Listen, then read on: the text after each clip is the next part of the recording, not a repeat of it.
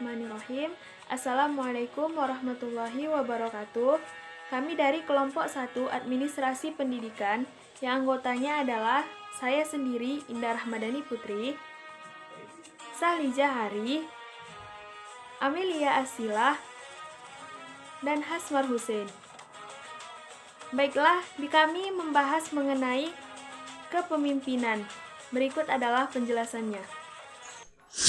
Baiklah, saya Indah Rahmadani Putri akan menjelaskan mengenai definisi kepemimpinan atau leadership.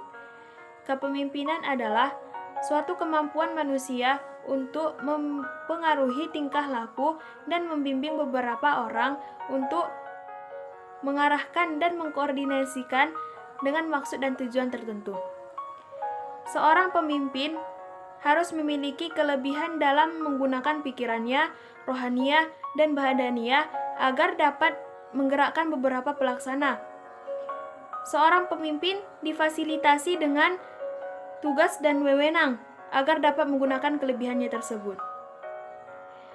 Nah, selanjutnya kepemimpinan pendidikan. Kepemimpinan pendidikan adalah pemimpin satu kesatuan lembaga pendidikan. Tanpa adanya kepemimpinan pendidikan, maka pembelajaran tidak akan berjalan dengan efektif. Kepemimpinan pendidikan adalah dapat dipilih melalui secara langsung, ditetapkan oleh yayasan, ataupun ditetapkan oleh pemerintah. Baiklah, selanjutnya penjelasan mengenai konsep dan teori kepemimpinan serta fungsi kepemimpinan pendidikan yang akan dijelaskan oleh Saudari Sahlijah Hari. Kepada saudari dipersilahkan. Teori-teori kepemimpinan sebagai berikut: teori genetis, teori sifat, teori kontingensi, teori situasional, teori perilaku, teori partisipatif, teori transaksional, dan teori transformasional. Berikut fungsi pemimpin pendidikan. 1. Pemimpin membantu terciptanya suasana persaudaraan kerjasama dengan penuh rasa kebebasan. Kedua, pemimpin membantu kelompok untuk mengorganisir diri, yaitu ikut serta dalam memberikan rangsangan dan bantuan kepada kelompok dalam menetapkan dan menjelaskan tujuan. Ketiga, pemimpin membantu kelompok dalam menetapkan prosedur kerja, yaitu membantu kelompok dalam menganalisis situasi untuk kemudian dapat menetapkan prosedur mana yang paling praktis dan efektif. Keempat, pemimpin bertanggung jawab dalam mengambil keputusan bersama dengan kelompok. Pemimpin memberi kesempatan kepada kelompok untuk belajar dari pengalaman.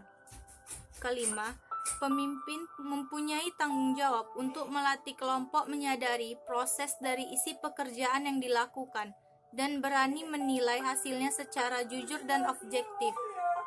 Keenam, pemimpin bertanggung jawab dalam mengembangkan dan mempertahankan eksistensi organisasi. Baiklah, selanjutnya penjelasan mengenai faktor-faktor yang mempengaruhi pemimpin dan tipe-tipe kepemimpinan pendidikan yang akan dijelaskan oleh Saudari Amelia Asilah. Kepada saudari kami persilahkan. Assalamualaikum warahmatullahi wabarakatuh. Saya Amelia Asilah Espane akan melanjutkan materi yang telah dibahas oleh pemateri yang kedua. Baiklah, saya akan menjelaskan tentang faktor-faktor yang mempengaruhi pemimpin. Faktor-faktor yang mempengaruhi pemimpin yaitu yang pertama, kepribadian, pengalaman masa lampau, dan harapan dari pemimpin yang bersangkutan. Lalu, yang kedua, harapan dari perilaku atasan. Yang ketiga, karakteristik harapan dan perilaku bawahan. Lalu, selanjutnya, persyaratan tugas.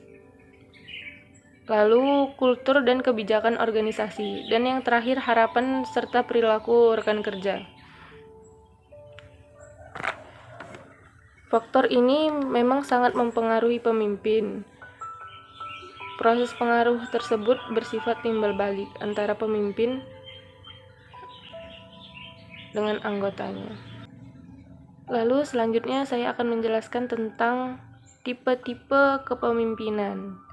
Yang menurut Osborne, ada 6 gaya atau tipe kepemimpinan di lembaga pendidikan, yaitu koersif. Gaya koersif ini, kepemimpinan di lembaga pendidikan menuntut agar orang mematuhi kebijakan yang ditetapkan dan berproses untuk mencapainya. Selain itu, mengendalikan diri sendiri dengan cara memerintah. Hal ini akan berdampak negatif bagi lembaga pendidikan. Lalu yang kedua, otoritatif. Salah satu gaya yang dimiliki oleh pemimpin sebagai leader. Gaya ini memiliki ciri pemimpin dengan visi yang jelas, self-confidence, dan memiliki rasa empati sehingga paling berdampak positif. Lalu yang ketiga, afiliatif. Gaya kepemimpinan afiliatif menciptakan harmonis dan membangun ikatan atau hubungan serta empati yang baik. Selain itu, memiliki keterampilan komunikasi yang baik, maka berdampak cukup positif. Yang keempat, tipe atau gaya demokratif atau demokratis. Kepemimpinan demokratis ini di lembaga pendidikan melakukan sensus melalui partisipasi, koordinasi, dan semangat tim. Gaya kepemimpinan ini juga memiliki keterampilan komunikasi yang mengarah pada permintaan pendapat anggota, sehingga berdampak positif. Selanjutnya, yang kelima, determination atau penetapan. Gaya kepemimpinan dengan penetapan yaitu pemimpin menetapkan standar kinerja yang tinggi walaupun berproses untuk mencapai keberhasilan.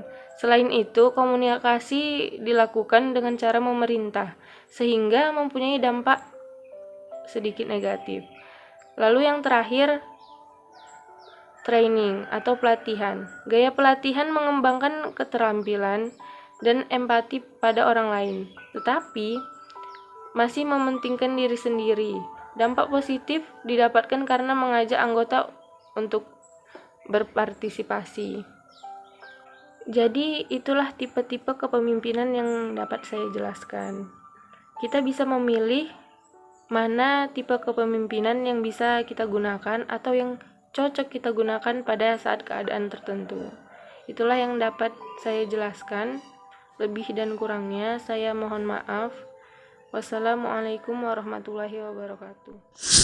Baiklah, selanjutnya penjelasan mengenai syarat-syarat pemimpin pendidikan yang akan dijelaskan oleh Saudara Hasmar Hussein. Kepada saudara dipersilahkan. Syarat-syarat pemimpin pendidikan. Keberhasilan suatu organisasi lebih banyak ditentukan dari perilaku seseorang, sehingga kita harus tahu kemampuan apa yang sebenarnya harus dimiliki oleh seseorang pemimpin. Ad-Darawi Nawawi menyebutkan ada beberapa persyaratan yang umumnya harus dimiliki oleh seseorang pemimpin, yaitu 1. Memiliki kecerdasan, inteligensi yang cukup baik. Yang kedua, percaya diri. Yang ketiga, cakap bergaul dan ramah tamah. Yang keempat, kreatif, penuh inisiatif dan memiliki hasrat kemampuan untuk maju dan berkembang menjadi lebih baik. 5. Organisatoris yang berpengaruh dan berwibawa. 6. Memiliki keahlian dan keterampilan dalam bidangnya. Yang ketujuh, suka menolong, memberi petunjuk dan dapat menghukum secara konsekuen dan bijaksana. 8. Memiliki keseimbangan atau kestabilan emosional dan bersifat sabar. Yang 9. Memiliki semangat pengabdian dan kesetiaan yang tinggi. Yang 10. Berani mengambil keputusan dan tanggung jawab. Yang 11. Jujur, rendah hati, sederhana dan dapat dipercaya. Yang ke-12. Bijaksana dan berlaku adil. Yang ke-13. Disiplin. Yang ke-14. Berpengetahuan dan berpandangan luas. Yang ke-15. Sehat jasmani dan rohani. Demikian presentasi dari saya.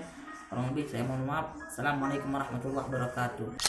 Cukup sekian penjelasan kami mengenai kepemimpinan. Kami dari kelompok 1 mohon undur diri. Kurang dan janggalnya kami mohon maaf, kepada Allah kami mohon ampun. Wabillahi taufiq wal hidayah. Assalamualaikum warahmatullahi wabarakatuh.